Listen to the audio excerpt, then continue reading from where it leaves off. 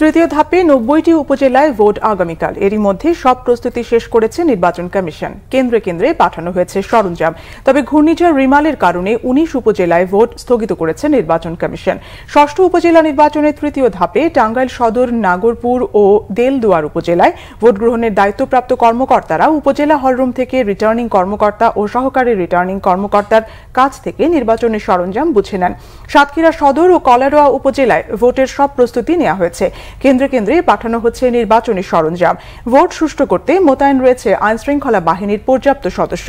নীলফামারীর সদরে সহকারী রিটার্নিং কর্মকর্তার কার্যালয়ে চত্বরে দায়িত্বপ্রাপ্ত প্রিজাইডিং কর্মকর্তাদের হাতে ব্যালট বাক্স সহ ভোটের সামগ্রী তুলে দেন সহকারী রিটার্নিং কর্মকর্তা ও সদর উপজেলা নির্বাহী কর্মকর্তা।